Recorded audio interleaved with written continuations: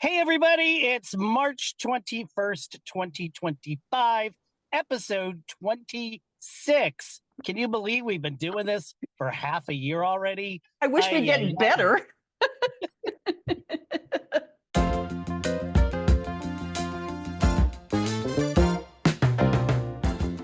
Hey, everyone, live from my car, because I had to be somewhere right after this podcast.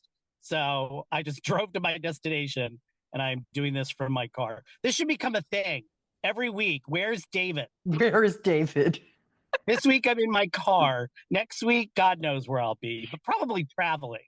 Also, you're so much cooler than I am because you've got sunglasses and a hat on. I didn't know we were doing the cool thing this week. Well, I need them this week. Trust me. I'm not hungover. There's a lot of sun out. Anyway, let's roll right into this. Amanda Seton, Brooklyn Quartermain. Take it away, Mama. She's my character of the week. Holy cow.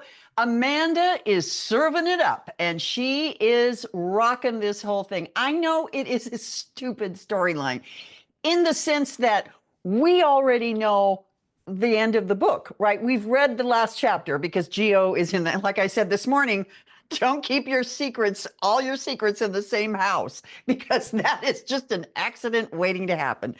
Yeah. But no, I have found for the last several weeks as we've gone over this story that she's really dug deep. And I think she's a fantastic actor, and I'm really, really glad we have her. Me about my child.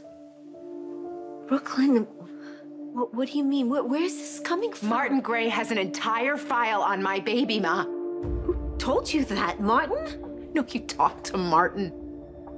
He knows that Dante's the father. Well, that's great. I'm glad we have her too. She is a great actor. But here's my gripe. Okay? Yeah. Gripe for me. Listening to text from Wicked Stepmother last week talking about Charlotte's posture. Yeah. All of a sudden, I'm noticing everybody's posture. Like mine. On General Hospital. And I noticed Brooklyn's posture is awful too. Not only do they dress her sort of schlumpy, and of course we all know that's Frank, doing it as a courtesy to the actress, who's, conservative in real life and religious reasons. But it's like, the combination of dressing her that way and the way she just kind of schlumps around, it's like, oh gosh, Brooklyn, stand up straight. I'm watching these dramatic scenes and I want to get into it, and that's all I'm noticing. So she's not my character of the week. Darn it, Wicked Stepmother, you've ruined the show for David. These things that get stuck in your head. My character of the week, actually, now I think we're going to have to start differentiating, because my cameo character of the week is Yuri. We got a Yuri sighting this last week, and it was glorious. I just wish him. It's like, give him more to do, GH. You've got such a treasure in Sci Hobby, and you're not utilizing him. You have said this many times that GH can really nail the incidental characters, like Yuri, like some of the nurses we see, some of the doctors, and Jen Sidwell's real life wife, D.A. Turner. We get little snippets of these people, but I don't know that Frank realizes how beloved Yuri is, and Terry, both of them. Yeah, we need more for sure. But yes, that was that bingo scene with Lois and Grandma and everybody. That was so great. That was a great scene. You had 4 good actors in a room playing it up and playing the comedy as it should be played. Not campy and out there, but right. Just there were no bachelors or bachelorettes roaming around that scene, and it landed perfectly, at least in my book. Yeah. Exactly. But my regular character of the week is Chase. Oh, I love it's so refreshing to have a character on a soap opera that's a good character, but can get down and dirty when he needs to be. And him going after Lulu and the look on her face almost like, how dare you go after me about a secret I don't want to keep? That's not my secret. And it's none of my business. Yeah. It's none of my business, but that was glorious. A big Josh Swickard fan, always have been. I don't think they always utilize him to the best of his abilities. Agreed. But this week was a good week for him because obviously we started out the week him finding out about Dante. Dante's the baby's father. It was one summer, and we were dumb kids. We had no idea what we were doing. You have a kid with Dante? Ending the week for us because we've not seen Friday's episode yet and it's not aired. And that's a good time to remind people, do not spoil Friday's episode until Monday. Monday is when we discuss today's episode. Yeah, because we don't know. You guys will be watching this, many of you, after having seen Friday's episode, and we don't know what's happening. We won't know. Our Friday was Jason threatening Jack and walking away. Yes. That was our last episode for the week. But yeah, so he started out the week learning this secret and ending the week protecting his wife and going, it's like it again, going back to Amanda Setton, it's a shame that they are dressing her the way they are dressing her. She's schlumping around because I really do feel like BLQ and Chase are a believable couple. Oh, and they split, they're not the typical soap opera couple where they split up at the drop of a dime. Right. They're going to work through this. And that's the story, is how they're going to work through this. And I know we talked about Chase on the page this week, and several people commented that who is he? It's like they're trying to figure out who he is. And I think that's the point, is he is all these things. He is a kind human who can be hurt and react to that hurt in a normal way. And I have a feeling we're going to get some Emmy quality scenes between him and Dante when things finally shake out. And between him and Gio. I am looking forward to seeing how Chase's relationship to Gio shifts once he figures out everything that's going on. So I think we've got some really good potential moments coming up, and I'm looking forward to it. I think you're right. It's a weird story that we got this character Gio, 18 months ago, and he shows up and nobody knows who he is. And now all of a sudden we like him because he's really matured into a wonderful presence on the canvas, and we get this whole other showdown. So it's been a long time coming, but I'm glad we're finally getting there. Well, for a retcon plot, which, sort of bothered us at the beginning, they are making the most of it. Yeah. It's actually, it's been a rarity the last couple of years on General Hospital with all the stop and start storylines, but this is the one storyline that has been consistently well done and has been progressing. I'm not bored with it. I'm not like, oh, well, they stopped that for 3 months. When are they going to pick that up again? Right. Well, we've seen this progress, and because we know the end, The end is everybody knows Gio is Dante and Brooklyn. That's the end, right? So we see where we are. So we're only here in the story, people, where Dante still doesn't know anything, and Brooklyn and everybody don't know that it's Gio. So we've still got all this to go here. Now, Lois probably should have confessed that now, because that's going to be the next. I know. What did we just do, David? Right. We're going to make up, and then it's going to be like, here comes the next secret. Yeah. It'll be October before we find everything out. No. That is good storytelling. On the other hand, the plot that never seems to go away, Pikeman. They keep using the P word, and I am very annoyed by this. Jack and Valentin were friends and, co-agents, and they all went to spy school together, even though each character is a decade apart from the other. Anna's in her 60s. Valentin's in his 50s, and Jack's in his 40s, but they all went to school together. It's sort of like the Brooklyn, Dante, Cody summer camp thing. We just have to accept WSB summer camp. WSB summer camp. And when did the WSB? I must have missed something. Snarky's out there. Help me out. when did the WSB become this awful, evil entity that no one must speak Oh, of? no, we know that. We learned that early on in Pikeman, didn't we? That Frisco was ousted by who? Somebody ousted Frisco as the head of the WSB, and that's when it kind of turned evil. But I don't remember who that was. You Well, I guys are actually thought better it at this turned than I am. evil- I actually thought it turned evil when Victor Castanon was Oh, yeah. the head of the Oh, WSB. okay. Yeah. The mid, 2010s. But I mean, prior to that, it's like I seem to remember Frisco talking about the WSB as like, being in the FBI.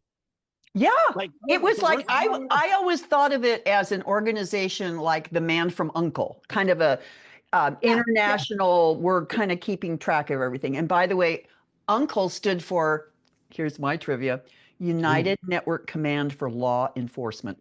Yes. Ooh. Sorry, I'm old. I watched that show and I loved it. a little bit more clever than WSB, the World Security Bureau. Yeah. And here's another problem with the WSB. Now, because it's this secret society that no one must speak of, we've now relegated one of the best GH actresses, Eden McCoy, to a once-a-week appearance because she's in training. She's down on the Big Head Island. Wouldn't it have been more interesting that instead of putting her with Pretty Boy Vaughn, whom we know nothing about, right? Because we know where this is going. It's going in the bedroom.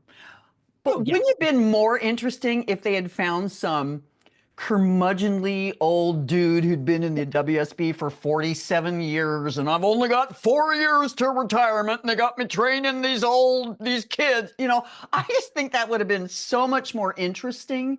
And then this man could have mentored her without the unnecessarily sexual tension and overtones. It's like, dude, I know Joss is pretty.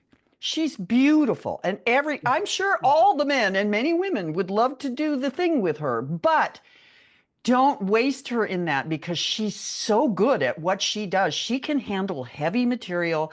She can handle great storylines. Give this girl something to do rather than just karate chopping Mr. I'm going to sleep with you eventually, Yeah, they've sort of painted her into a corner right now. She and Valentin, although you have hope for Valentin because if Sonny can shoot Kate's at point blank, they can get Valentin out of this. Oh, sure. This is easy because... And they got to throw him into jail for a while. I don't know what's going on. Do not waste him. No. So let's talk about Jack in the context of Valentin and all the things that happened this week. Because last week we said Chris McKenna's growing on us. We like him as Jack. Oh my gosh, I just remembered I dreamt about Charles Measure last night. Oh my gosh, I never remember my dreams. And I dreamt that for some reason they had this extra clip of him and they stuck him into an episode even when Chris McKenna. I remember thinking, oh, I did like Charles Measure better. You guys, when General Hospital Snark is in my dreams, we have a very serious problem. But I really, that scene with him at Carly's bedside in the hospital proclaiming his undying love for her, and incidentally, my dad was a plumber, that was a weird scene to me. You know how happy it made you when I told you that my father was a plumber? He said he liked knowing something no one else knew about me. But I'm going to tell you something else about me that no one else knows.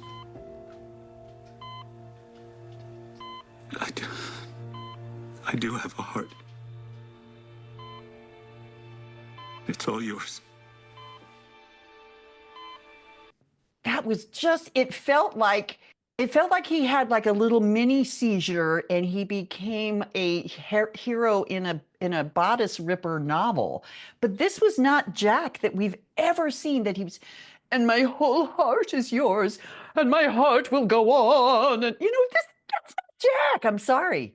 Well, and you always do the test with the last. Could you see the last actor doing that scene? No.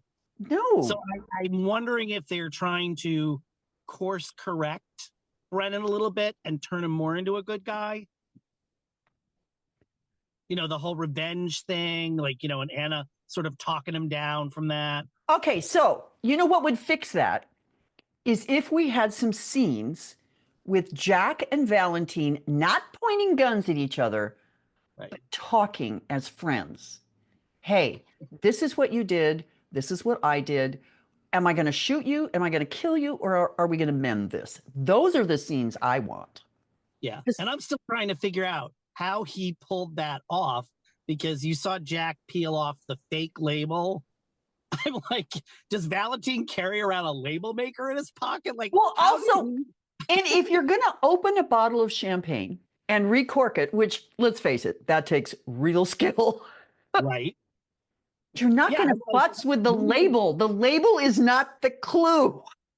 Why did he do that? Why didn't he just intercept the champagne that was being sent up and do that? But like, yeah, the issue of the getting the cork back in the bottle. I mean, I don't know. I guess there's just some things we shouldn't question. And also, Carly had been guzzling that shit before Jack ever got out of the shower. But all of a sudden, it's poison. Okay. So the other thing I want to talk about is Carly's in the hospital looking absolutely gorgeous, as Carly does. And every other line she said for the last 2 days is, I really don't feel good. I haven't felt this sick in my life. And she's like, I'm all cute and I've never been this sick in my life. God. Yeah. If you'd seen us with the flu a couple of weeks ago, you would have known what thickness looked like. You do not look like that. And I sort of like, and they've sort of now paired them up as friends, Felicia and Carly, since Bobby's death. And I sort of really like that relationship now. Yeah. Because Bobby and Felicia were, best friends. And so Felicia is sort of like a surrogate mother. I agree. Carly. I think that's a great touch. And also, remember, people were like, well, Carly's not going to listen to Felicia. Carly wouldn't have listened to Bobby. You guys, Carly doesn't listen to anybody. It doesn't matter who it is. Exactly. Well, Jason we have Kristina being really cranky again. Oh, Kristina was cranky. So they're cranking up Kristina. She's mad at everybody. She's mad at her dad. She's mad at Ava. She's mad at Rick. She's mad at everyone. And they need to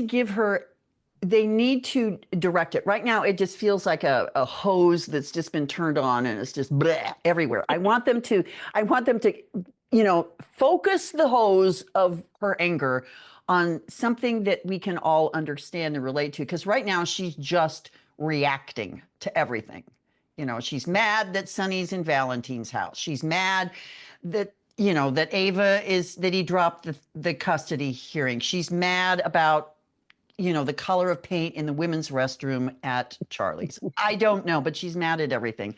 And then we have her stupid sister and Cody that they are so desperately trying to shove together, with scenes like Cody being arrested with zero context, zero information, except that Cody and Molly are running around the police department mad. Right. And you were saying how that was a whole waste of something. I kind of think, I don't know if they're going to do this, but the way Alexis and Rick are going after each other, I would not be surprised if they ended up back in bed. It's just too much, like they're going at each other just so ferociously, in typical soap fashion. That means they're going to fall back into bed. Well, I like that plot whisper. I do. Yeah. Well, maybe I should shout it because they don't always shouting. They don't always listen to us. But I mean, I think that was the only thing I got out of that filler scene. And we have Rick running around, still kind of in love with Liz and really mad at Alexis and stooping Ava. Rick is fantastic on this return. Can I just say, he is one of my favorites. And for me, I think it's his silver hair. I'm going to be honest. He is a silver fox in my book. And I don't know how. Yeah, the actor's aged well. Very well.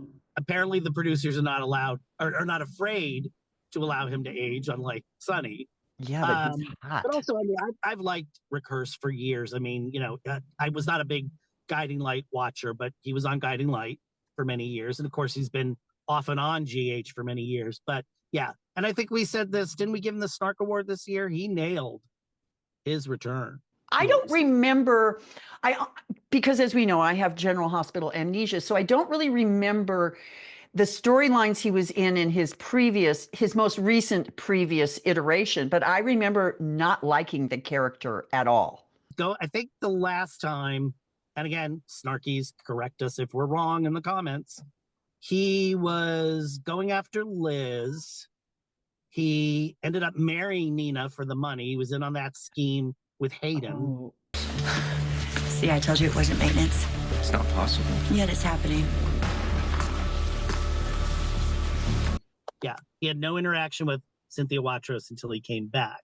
And I was very afraid, like, oh, we're not gonna remember that happened. But they did. Obviously, I didn't. Yeah. For all the people out there who say we should be writing for the show, I could never write for the show because I don't remember anything. Well, you would definitely need a continuity person. We'd hire Jordan Watt. There we go. There we go. Patron Jordan Watt. We would hire him as the continuity guy because he knows everything.